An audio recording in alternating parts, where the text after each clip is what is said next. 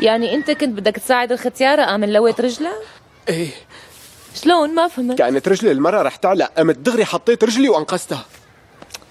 اوي بركي في كسر او تمزق اربطة. ارفعي له رجله لفوق، هلا بيتجمع الدم.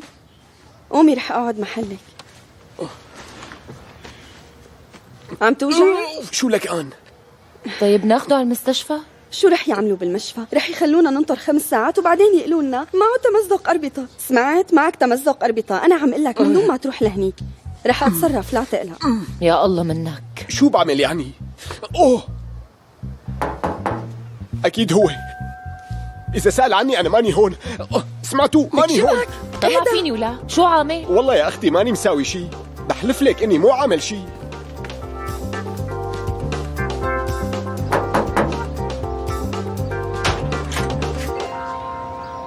تفضلوا. مساء الخير، نحن جبنا لكم الغسالة. بس نحن مو طالبين غسالة، اكيد انتوا غلطانين. مو شارع الكرامة، البيت 31؟ ايه صح. لميس ألي بول؟ انا حقا واصل، بتحبي نفوت نركبها؟ ايه بس نحن ما طلبنا هي الغسالة، فينا نرجعها مزبوط؟ بعتذر، هي الشغلة شغلة الوكيل، اتصلي فيه هو بيبعت حدا يجي ياخدها، نحن شغلتنا التركيب وبس، مو شغلتنا نرجعها. ايه فهمت، بس نحن ما طلبنا الغسالة. أوه، شو هالغسالة الفخمة هي؟ على أساس كنتوا فقرا، شو صاير معكم؟ ما طلبناها. لو سمحتي اقبليها بدر. مو هذا اللي كان هون؟